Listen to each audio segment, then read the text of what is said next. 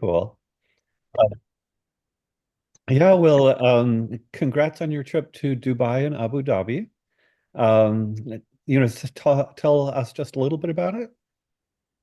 Sure. So I traveled um, to Abu Dhabi. It was a 16-hour flight. I believe it was like 16, maybe. Yeah, I think 16 hours back too. I weighed in. I had to watch my weight a little bit. It wasn't that bad. I weighed in good. I competed. I had two matches. I won one by points and one by submission. I won my finals by points, I think. And it was really interesting because I didn't fight anybody from the US. The girls I fought were from Brazil and from the UAE. I got to meet like a lot of different people, and see a lot of different things. And overall, I had a really, really fun trip. Very cool. So I'm very interested some people say that travel kind of broadens the mind. Would you say traveling to the UAE in some sense broadened your mind at all? I think so. I think in the sense that I got to see a lot of new things, and I again made a lot of new people and do a lot of new things. I think my mind was broadened in that sense. And how would you say the UAE was similar to the US and then different from the US? Um, well, first things that are different. Their culture is different, so a lot of the women wore different. I mean, they wore the head coverings and the clothes that the women in the US don't usually wear.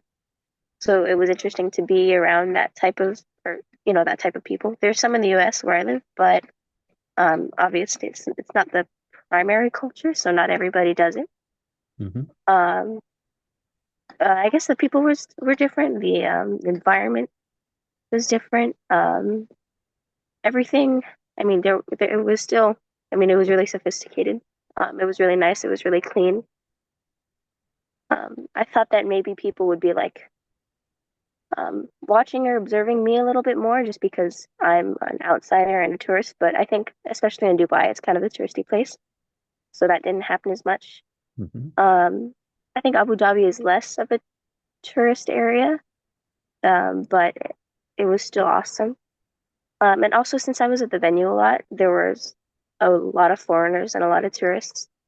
Um, but it's really high tech, especially in Dubai. There's a lot of buildings that were greatly engineered. They were beautiful, beautiful design.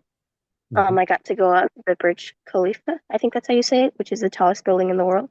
Hmm. Of course, visitors aren't allowed to go like to the top, but I still went like to floor 124, and it was awesome. The view was awesome. Hmm.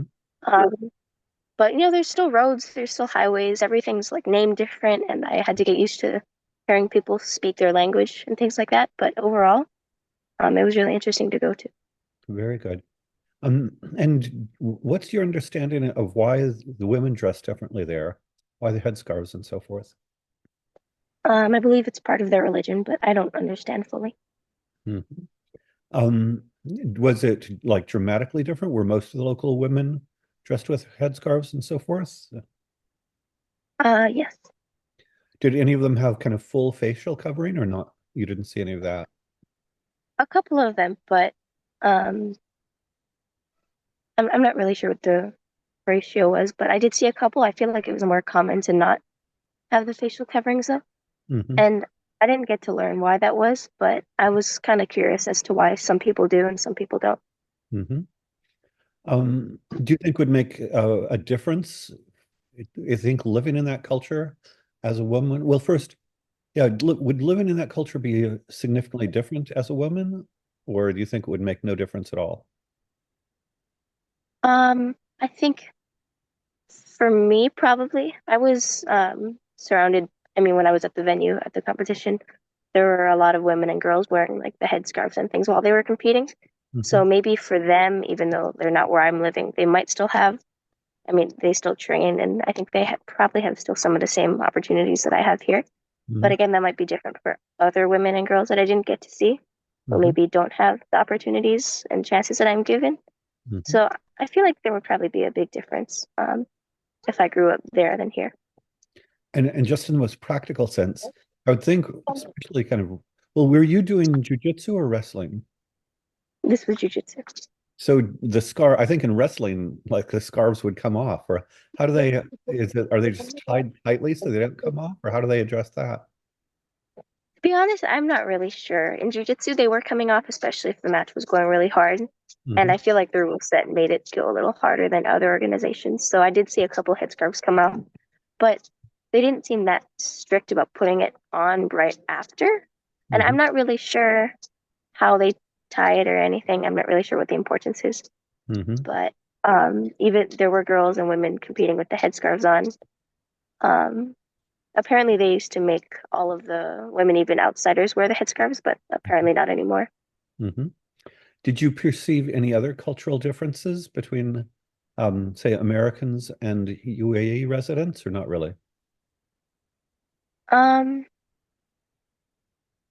I mean, besides the major ones like uh, the clothing and then the actually no, there was the mosque that people were going to visit the mosque when we went to go visit. There was a bunch of different rules and regulations that we had to follow.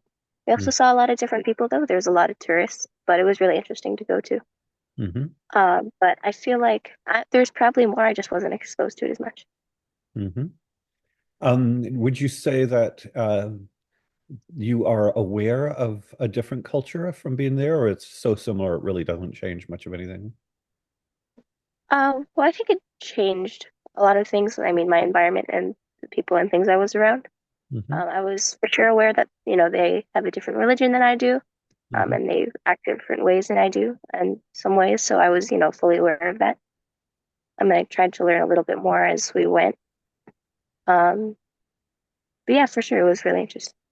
When you say they act a little bit different, can you specify ways in which they act a little bit different? Well, I mean, act, I don't really know what I meant by act different. I mean, we're all human beings, and I think we did a lot of the same stuff. It's just really culture that was different. Um, Do you think I'm that not really sure what I meant by do you think there were like mannerisms that are different, or do you think that you do you think you would know if somebody was if they were dressed exactly the same? Do you think that you would know if somebody was from the UAE rather than US, or really not? that. I mean, if they were dressed the same way, then maybe not, because um, again, the U.S. is like really, really uh, maybe inclusive isn't the right word, but there's a lot of racial differences between people, and sometimes it's hard to determine whether people are from the U.S. or from other countries. Or Hmm. sometimes I have that when I go to international tournaments. Hmm. But to be honest, not really. If they were dressed maybe like I was, I couldn't be sure. Got it. Got it. And just to check in on a very different thing, have you had a chance to mentor C at all, the 9-year-old? I did this week. We got back to it because I got back on Sunday. Um, I think my opinion on this week's session was that it went okay. Um, we both competed this month, and I haven't had a chance to talk to him about it Hmm. until Wednesday. So I asked him how it went. I believe he got third place. And I asked him what his feelings were on that and how he felt about that. I shared that I had placed first in my division, and Hmm. he congratulated me. I was gonna stay on that topic for a little while longer, but I couldn't find anything else to talk about it. And I kind of spiraled to a couple different things that I feel like weren't really connected or as connected as I would have liked it to be. Hmm. So I think this week's session was kind of all over the place, but I didn't have a set topic that I wanted to talk about besides jiu-jitsu, and I thought that would last a little longer. Hmm. But I think next week I'm going to come a little more prepared with like follow-up questions and things like that, so I don't get so lost. I Hmm. don't think I have enough experience right now to just kind of freestyle. Yeah, very well put. And this is common. Would you say you were building rapport in terms of the ease of conversation was going back and forth more easily, and he was kind of more open and comfortable talking with you? I think in the beginning when we were talking about jujitsu, I think that's probably when or where I would put that. Um, because I mean it's a common thing, both of us do it. Maybe he's not as much of a competitor as I am, but he's also younger. Mm-hmm. Um, so he might not enjoy it as much as I do. We might have different feelings on jujitsu, but we still do it. We still do the same sport. Did you talk about his airplane at all? In airplanes? Not this week, I didn't. Okay, no problem. But I think it is always good to have backup topics. Yeah, if your main topic doesn't go well, and so not that it doesn't go well, but it doesn't go as long as deeply as you want. And so you might kind of because you don't know very much about airplanes, is that correct? Not as much as him for sure. Yeah. So you might at least, it might be good to have an interesting lead conversation. And then you might think of questions on airplanes and get him to really explain the whole world of airplanes to you more and more and more. And that way, because my bet is he's probably going to be enthusiastic because that's something he likes. Um, and that way, if you can get in there and get something really going with them, that's maybe on history or something a little bit more intellectual, that's great. But if not, then you're prepared with lots of different airplane questions. And the way I think of it is I try to understand somebody else's world. So for instance, I don't know jujitsu or wrestling that well. And so sometimes I've talked to you about or asked you about, what are the rules and how do you train and how do you compete and, things like that, because that's your world and you know it and I don't know it. So does that make sense that as sort of a backup? And I say as a backup because that's a likely thing that he'll talk about. And it's always nice to Mm. try something, kind of a new frontier first. And then if the new frontier, peters out after a few minutes, then you've got this other thing. Does it make sense? Yes, for sure. Are you enjoying doing it? Yeah, I'm having a really good time. Sometimes it's challenging or hard, but I still enjoy it for sure.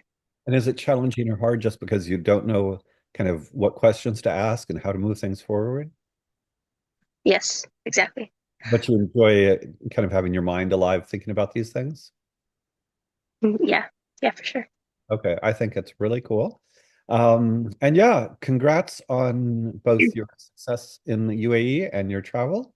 And I hope you have a wonderful Thanksgiving. Take Thank care. you, you too. Bye-bye.